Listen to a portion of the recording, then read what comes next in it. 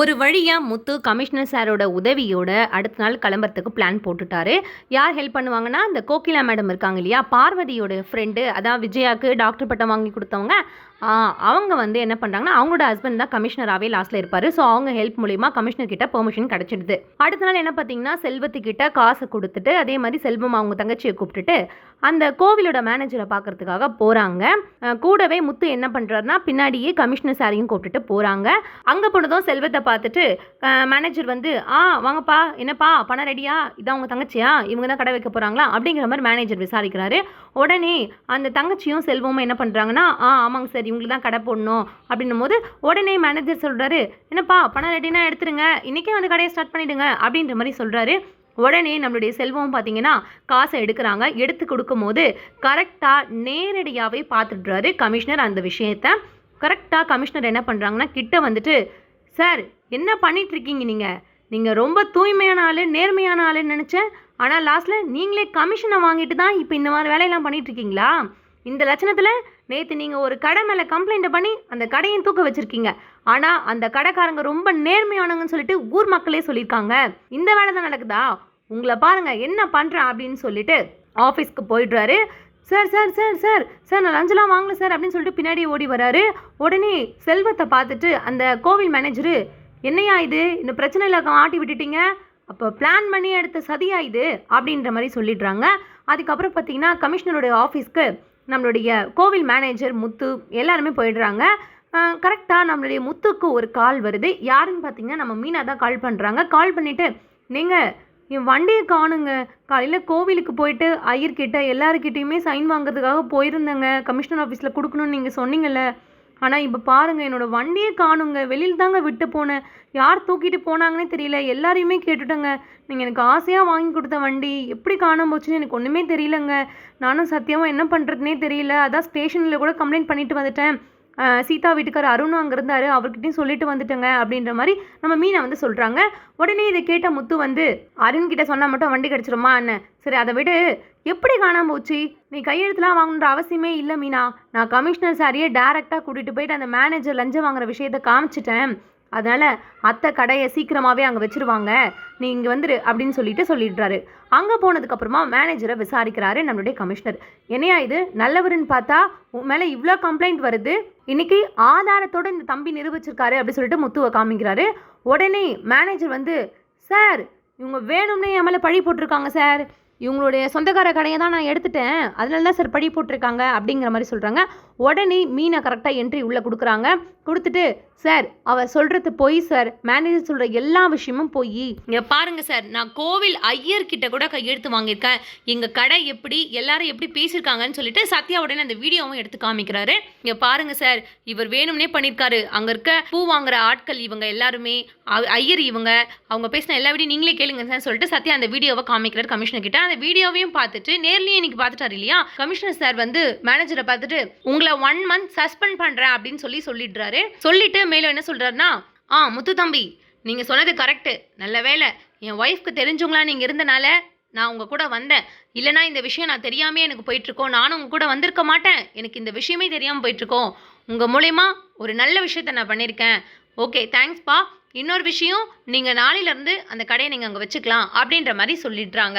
அதுக்கப்புறமா மீனா சொல்கிறாங்க, சார் இது மட்டும் இல்லை சார், அங்கே இருக்கிற எல்லாருமே வந்து காலையில் டிஃபன் இவருக்கு வாங்கிட்டு வந்து கொடுக்கணுமா, மாதம் ஆனால் 2000 கொடுக்கணும்னு வேற சொல்கிறாரு சார், அதை இனிமேல் அவர் கேட்க மாட்டார்ல சார் அப்படின்ற மாதிரி மீனா சொல்லிடுறாங்க. உடனே கமிஷனர், இதுக்கப்புறம் அவர் கேட்டுருவாரு அந்த மாதிரிலாம் சொல்கிறாங்க. அதுக்கப்புறம் பார்த்தீங்கன்னா இந்த மேனேஜர் வெளியில் வந்துட்டு முத்து கிட்ட கெஞ்சுறாரு, யோ ப்ளீஸ்யா, கொஞ்சம் உள்ளே வந்து கமிஷனர் ஐயா கிட்ட சொல்லியா, கொஞ்சம் நீ சொன்னாதான் நான் திரும்பவும் அந்த மேனேஜராகவே அங்கே இருக்க முடியும், நான் இனிமேல் யார்கிட்டையும் லஞ்செலாம் வாங்க மாட்டேன், நீயே சொல்லியா அப்படின்னு சொல்லிட்டு அந்த மேனேஜர் வந்து முத்துக்கிட்ட கெஞ்சுறாரு.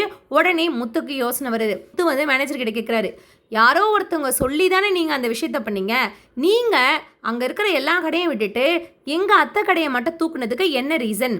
அப்படி தூக்குறதுக்கு பின்னாடி ஒரு ரீசன் இருக்கணும்ல. சரி, எங்கள் அத்தைய கடையை தூக்குறதுனால உங்களுக்கு என்ன லாபம் கிடச்சிது அப்படின்ற மாதிரி முத்து கேட்குறாரு. உடனே நம்மளுடைய மேனேஜர் வந்து, ஐயோ என்ன பண்ணுறதுனே தெரியலையே, சொல்லிடலாமா வேணாமா, சரி நம்ம வேலையே போயிடுச்சு, இதுக்கப்புறம் நம்ம மறைச்சி என்ன பண்ண போகிறோம், அதுவாயா சிந்தாமணின்னு ஒரு ஆளியா, அதான் இந்த ஊரையே கைக்குள்ளே வச்சுருக்காங்களாமே, டெக்கரேஷனில் பேர் வாய்ந்தவங்களாமே அவங்க, அவங்க தான் சொன்னாங்க இந்த கடையை காலி பண்ணி கொடுங்க, பெரிய அமௌண்ட் கொடுக்குறேன்னு சொல்லி சொன்னாங்க. சரி பெரிய அமௌண்ட் வருதுன்னா அந்த காசுக்காக ஆசைப்பட்டு இந்த மாதிரி பண்ணிட்டியா, கொஞ்சம் மன்னிச்சிருங்கய்யா, வீட்டில் உள்ளே வந்து கொஞ்சம் சொல்லுங்கய்யா அப்படிங்கிற மாதிரி கெஞ்சுறாரு மேனேஜரு. உடனே முத்துவும் மீனாவும் இதை கேட்டுட்டு என்னது சிந்தாமணியா? உடனே மீனா சொல்கிறாங்க, நீங்கள் பார்த்தீங்களா நான் அன்றைக்கே சொன்னல என் தொழிலுக்கு போட்டியாக இருக்கிறது அவங்க ஒரே ஆள் மட்டும்தான், அவங்களுக்கு என்ன எதுவுமே பண்ண முடியாதுன்ட்டு தான் எங்கள் அம்மாவோட கடையை இந்த மாதிரி பண்ணியிருக்காங்க அப்படின்ற மாதிரி சொல்கிறாங்க. அதுக்கப்புறம் நம்மளுடைய மீனாவும் முத்துவும் என்ன பண்ணுறாங்கன்னா, நீங்கள் இப்போவே சிந்தாமணி வீட்டுக்கு போகணுங்கன்னு சொல்லிட்டு சத்யா எல்லாருமே சேர்ந்து முத்துவோட காரில் போகிறாங்க. அங்கே போனால் நம்மளுடைய சிந்தாமணி அவங்க வீட்டில் இல்லவே இல்லை. உடனே வந்து நம்மளுடைய மீனாக்கு ஒரு ஐடியா தோணுது. நீங்கள் அன்றைக்கி நான் பார்வதி அத்தை வீட்டுக்கு பூ எடுத்துகிட்டு போனேன்ல, அப்போது நம்ம அத்தை சொல்லி கொடுக்குற யோகா கிளாஸில் அவங்களும் கலந்துட்டு இருந்தாங்க, எனக்கு தெரிஞ்சு அங்கே கூட இருக்கலாம்ல, வாங்க நம்ம பார்வதி அத்தை வீட்டுக்கு போகலாம் அப்படி சொல்லிட்டு மீனா சொல்கிறாங்க. அதுக்கப்புறமா எல்லாருமே போயிடுறாங்க. அங்கே போயிட்டு சிந்தாமணி வெளியில் வாங்க அப்படின்னு சொல்லிட்டு மீனா கத்திட்டே போகிறாங்க. முத்து வந்து பார்வதியத்தை அப்படின்னு சொல்லி கத்திட்டே போகிறாரு. உடனே பார்வதி வெளியே வந்து, என்ன முத்து குரல் மாதிரி இருக்கே, வாப்பா முத்து, வாமா மீனா, என்னாச்சு, என்ன வரும்போதே கத்திக்கிட்டே வரீங்க அப்படி சொல்லி பார்வதி கேட்குறாங்க. உடனே முத்து சொல்கிறாரு, அத்தை சிந்தாமணி இருக்காங்களா அப்படின்னு கேட்குறாங்க. உடனே பார்வதி, இருக்காங்களே, யோகா பண்ணிகிட்டு இருக்காங்க. என்னப்பா முத்து, என்ன ஏதோ அர்ஜென்ட்டா அப்படின்னு கேட்குறாங்க. உடனே நம்மளுடைய முத்து வந்து எல்லா கதையும் சொல்கிறாரு. அத்தை வேறு எதுவும் இல்லை, நம்மளுடைய மீனாவுடைய அம்மா கடையை அடிச்சிட்டாங்க. உடனே பார்வதி சொல்கிறாங்க, ஆமாம் விஜயா வந்து சொன்னாலே அம்மாவோட கடையை தூக்கிட்டாங்கன்னு சொல்லி பிரியாணி கூட வாங்கிட்டு வந்து சாப்பிட்டாங்களே அப்படின்னு உண்மையை உளறிடுறாங்க நம்ம பார்வதி.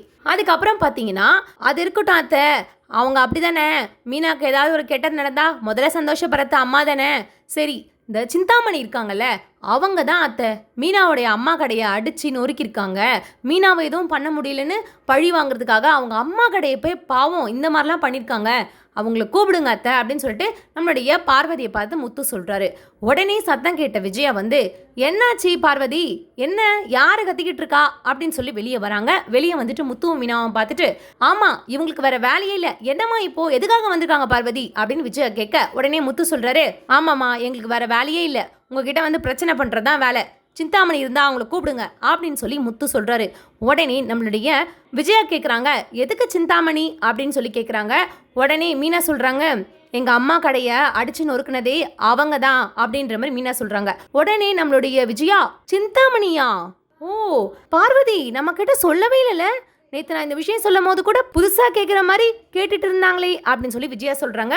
உடனே பார்வதி சொல்கிறாங்க, ஆமாம் நீங்கள் தான் பிரியாணி சாப்பிட்டுட்டு அந்த மயக்கத்தில் இருந்தீங்களே, அதான் சொல்லியிருக்க மாட்டாங்க அப்படின்னு சொல்லி பார்வதி திரும்பவும் அந்த பிரியாணி கதையை போடுறாங்க. உடனே மீனா சொல்கிறாங்க, நீங்கள் பார்த்தீங்களா எனக்கு ஒரு பிரச்சனைனா அத்தைக்கு பிரியாணி சாப்பிட்ற அளவுக்கு சந்தோஷமாக இருக்குது போல அப்படின்ட்டு. உடனே முத்து, விட மீனா, அம்மாவை பற்றி அவனுக்கு தெரியும்ல, அவங்கள வர சொல்லுங்க அப்படின்னு முத்து திரும்பவும் சொல்கிறாரு. உடனே விஜயா வந்து, சிந்தாமணி உங்களை கூப்பிடுறாங்க வாங்க அப்படின்னு சொல்லி கூப்பிடுறாங்க. உடனே சிந்தாமணி வந்து திருன்னு முழிக்கிறாங்க முத்துவையும் மீனாவையும் பார்த்துட்டு. உடனே முத்து கேட்குறாரு, எதுக்காக எங்கள் அத்தை கடையை நீங்கள் அடித்து உடைச்சிங்க, என்ன ரீசன் சொல்லுங்க அப்படின்னு சொல்லி கேட்குறாங்க. உடனே சிந்தாமணியும், நான் அடித்து உடைச்சனா, என்ன மாஸ்டர் உங்கள் பையனும் மருமகளும் வந்து என்ன கேள்வி கேட்டுட்டு இருக்காங்க, நானும் எதுவும் பண்ணலை அப்படின்னு சொல்லிட்டு நம்மளுடைய சிந்தாமணி சொல்கிறாங்க.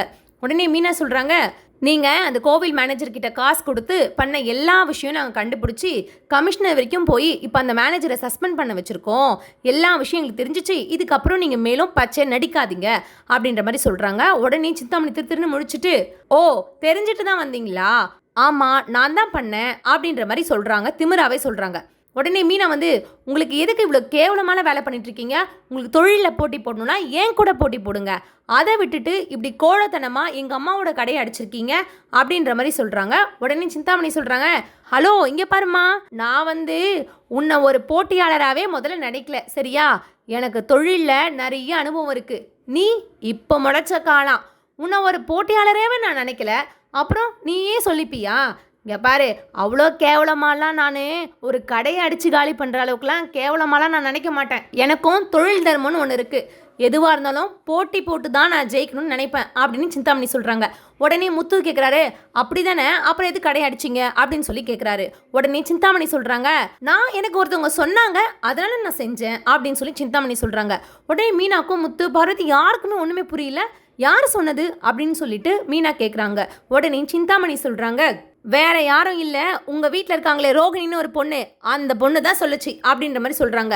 உடனே நம்ம விஜயா, சிந்தாமணி என்ன சொல்ற, நீ சொல்றதெல்லாம் உண்மையா அப்படின்னு சொல்லி விஜய் கேட்குறாங்க. உடனே முத்து, என்ன சொல்றீங்க, உண்மையாவே அவங்க தான் பண்ணாங்களா அப்படின்னு கேட்குறாங்க. உடனே சிந்தாமணி, மாஸ்டர் ஆமாம் மாஸ்டர், உங்கள் வீட்டில் இருக்க ரோகிணி உங்கள் மருமக தான் சொன்னாங்க, அதனால தான் நான் பண்ணேன் அப்படின்ற மாதிரி நம்மளுடைய சிந்தாமணி சொல்கிறாங்க.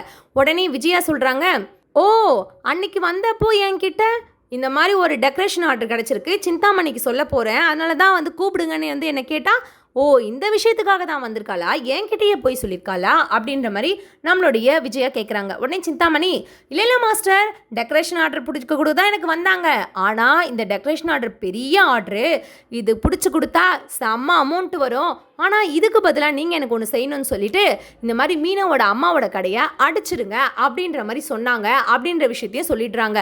இதை கேட்டு மீனாவும் முத்துவும் செம்ம டென்ஷனாக இப்போ இருக்கு பார் பார்லர் அம்மாக்குன்னு சொல்லிட்டு வீட்டுக்கு வராங்க. வீட்டுக்கு வந்துட்டு ரோஹிணி ரோஹிணின்னு சொல்லிட்டு வெளியே வாங்க ரோஹிணி அப்படின்னு சொல்லிட்டு நம்மளோட மீனா கத்திக்கிட்டே போகிறாங்க உள்ள. அண்ணாமலைக்கு ஒன்றுமே புரியல. உடனே பார்வதி, சிந்தாமணி, விஜய் எல்லாருமே பின்னாடி வந்துடுறாங்க. அண்ணாமலை கேட்குறாரு, என்னம்மா ஆச்சு மீனா, ஏம்மா இவ்வளோ பதட்டமாக கத்திட்டு வர, டே முத்து என்ன ஆச்சு அப்படின்னும் போது, அப்பா இப்போ சொல்கிறேன் பார்ப்பா நாங்கள் அப்படின்னு சொல்லிட்டு சொல்கிறாங்க. உடனே ரோஹிணி வெளியில் வராங்க. வெளியில் வந்த பிறகு அப்படியே எல்லாரையும் பார்த்துட்டு ஷாக் ஆகிடுறாங்க.